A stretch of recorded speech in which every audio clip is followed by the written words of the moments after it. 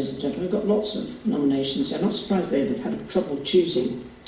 Right, Anthony Hamilton, a young person from South Yorkshire Clubs for Young People, who flourished, I'm pleased to hear, on the National Citizen Service, overcame a number of obstacles and now volunteers at the local youth club. Charlotte Oldham, a young person from Southend, who has spearheaded projects to establish a real youth lead and youth-focused programme in her community. Drew Ferris, a young person from Bridlington, NCS, who didn't allow his difficulties with literacy to stop him from project managing events and was an inspiration to other young people who are challenged by literacy. Ishmael Mills, a volunteer from Leeds Positive Futures, who chose to avoid the lifestyle shared by peers and to take responsibility for his future while supporting and motivating the young people on their NCS journeys. Jade Brennan, a young person from Wirral Positive Futures, who conquered her fears, became a key member of the group and encouraged others to succeed as well. And Tony Hewitt, a staff member from the Respect programme, who went above and beyond to ensure that a young person in the group with additional support needs was able to experience everything NCS had to offer along with their teammates. So, this is the first winner of the inspiring individual is Ishmael Mills from Leeds Hospital. Ishmael has made inspirational journeys from participants through to volunteer and a key part in ETS. We encourage young people to get involved and supported and motivated them throughout the program to ensure they all have successfully completed it. With limited positive role models in his own life, Ishmael ensured he had a positive impact.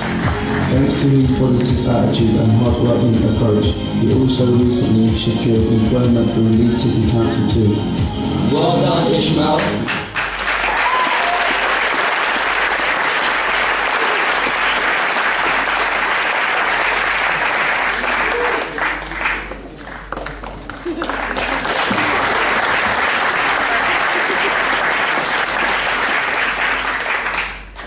And the second outstanding individual is Charlotte Oldham.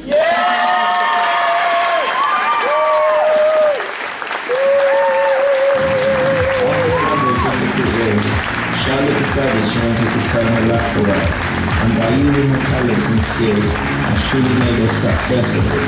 An outstanding role model for other young people, Charlotte was always the first to arrive and last to leave during the NCS program, and inspired and supported teammates through what was a very challenging experience for some. Charlotte's youth worker Kevin Walsh said, "Charlotte is quite simply a star and deserves to be recognised for the tremendous effort she has made on behalf of her community."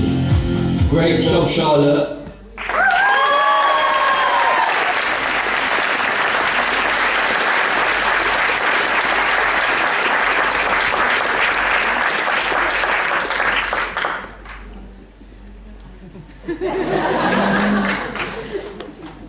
No, Mara and Sarah, Mel and Sarah, that got put up, they made the pavilion and we helped build it. So, yeah,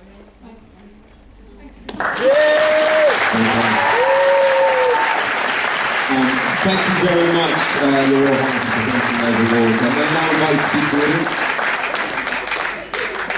Well, I tried to take too much more of your time, but apart from the fact that I think we've had a very good example of just what can be achieved by young people when you are given appropriate and interesting opportunities. So these awards really do highlight and congratulate those young people who have been involved in this first year of the National Citizen Service programme. The notable features, I think you would agree, is its strong emphasis on teamwork. And that, although it can be defined differently, it doesn't matter whether it's outdoor ropes or cooking meals or simply getting together, teamwork is about sharing time and compromising a bit on your own interests. It's hard work, but the end result can be much greater enjoyment, much greater satisfaction. And I think a lot of these awards show just how much you've achieved when you work together. And the other one is resourcefulness. And that too has been shown by the the award winners that we've congratulated today. But selling flowers, building the summer pavilion, sleeping in homemade shelters, making entertaining films, all of those required a degree of resourcefulness and commitment to get them done. And the real commitment, perhaps, is the support given to young people to find out and understand more about how their communities that they're part of, how they work, who else is in them and what they do, and discovering things that are going on in their local areas. I'm saying earlier that in all walks of life, at whatever age, you tend to get into your own particular outlines. You go from A to B, and there's home, there's school, and not much in between. There are things that you need to make connections to be able to join other groups and see the way that the rest of the community work. It applies for adults in exactly the same way. You can get stuck. This has been an opportunity to get people out of their normal lifelines and to see how other people function. And I hope to enjoy that experience. And also that there is a clear expectation that all sections of the community will get involved, and that all sections, that's not just young people, that is over 25, isn't it? Local residents, businesses, and other voluntary organisations. It is actually key that they don't see themselves as having made it, having got there just because they exist. It is the ability to understand how many of them exist and what they all do. So we're really having rewarded and enjoyed some very, very good examples of community support for the National Citizen Service from a number of different organisations, including from the Royal Navy, from individual volunteers, from volunteer centres and lots of others, including housing associations, police forces, supermarkets and all sorts of other businesses. And it's been an ambition for Catch-22 and the National Citizen Service partners to build what I think you could describe as a coalition of organisations that are committed to supporting young people through the programme. And I think we've all been impressed by the readiness of many of those organisations to become involved and grateful for what they've been able to offer. And I hope that they were perhaps grateful too for the opportunity to get together and to be a bit more focused on a very specific area that requires a bit more joined up approach. But we've got lots of partners to thank, and I would include Guide Dogs UK, the British Heart Foundation, the North East Ambulance Service, Keep Britain Tidy, WRVS, Beat Bullying, Neighbourhood Watch, Open Air Laboratories Network, the Beth Johnson Foundation, and many, many others.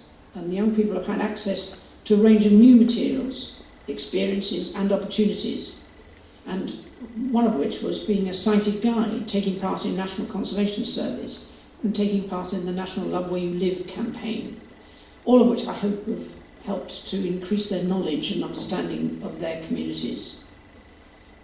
The value of the support given to young people in Catch-22's National Citizen Service programme is a great deal of money, but that's not really the point. It's only a small part of why this wider community support really matters. Encouraging people in the community who are willing to give up their own time and resources to help, yes, young people, but other people in their area with social action needs to understand where those needs actually are. I'm conscious of the fact that having just been in Sierra Leone and particularly, rather than Ghana, actually helping young people to go to school and stay at school was probably their key ambition. But there are already community organisations there that help them after that in the sports, in supporting their local communities. It is a global effort, and young people frequently bring an imagination, innovation and commitment that is difficult to find elsewhere. And I think this programme reflects that. Understanding and respect, both from, as you said at the beginning, what makes each person different, which is hugely important, that they have confidence in that, and for what we have in common. And I think there are many more similarities around this world than there are dissimilarities, and we probably need to highlight those a bit more often. Today's given us that opportunity. So thank you for all that you have done, to all that who have been involved, the judges in particular, don't envy you. You've done a marvellous job. This has been, I hope, just the beginning. I hope it has set a standard for what we might be able to do in the future. For some it seems like a long summer. I hope NCS will turn it into what you will want to think of as a short summer, and as a bridge between what is a pretty standard life at school, follows a routine and a pattern. After that, things change. That bridge is important. You need to make new friends, new connections, find new ways of helping. Some of you already do that, and I think what is impressive is the number of individuals who already did volunteer and who have expanded that commitment to encourage others, but to help others understand that you don't have to look far and you don't have to do much to be able to help somebody else. And that indeed could just be your neighbour, and you will have made a real difference. So thank you for doing that.